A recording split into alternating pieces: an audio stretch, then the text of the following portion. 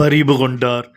தெய்வமினீர் பரிவுள்ள ஆண்டவர், மது இரக்கம் பரிவு கனிவு உம்மை தேடி நாடி வந்த ஒவ்வொருவர் மீதும் தனிப்பட்ட முறையில் இருந்தது.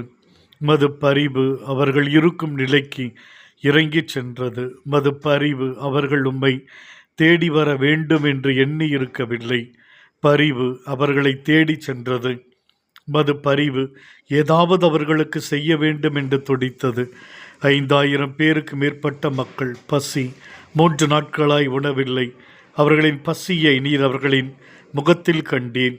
பரிவோடு அணுகினீர். சீடர்களிடம் அந்த பரிவு இல்லை. அவர்கள் மக்களை தொந்தரவாகத்தான் பார்த்தார்கள். நீர் அவர்களை மது குழந்தையாக பார்த்தீர். ஒரு தாய் பசியோடு இருக்கும் குழந்தையிடம் பாசத்தோடு நடந்து கொள்வது போல நடந்து கொண்டீர். ஆண்டவர், இதே போல ஒரு உணர்வோடு ஒவ்வொருவரும் நடந்து கொள்ள வேண்டும் என்று நல்ல சமாரியன் நிகழ்வை எடுத்துரைக்கிறீர். குற்றூராய் விடைப்பட்ட ஒருவன் வலியோடு வேதனையோடு யார் துணையும் இன்றி துடித்து கொண்டிருந்தான். திரும்பி பார்க்க கூட யாரும் இல்லை. மறுபக்கம் விலகி ஓடினார்கள்.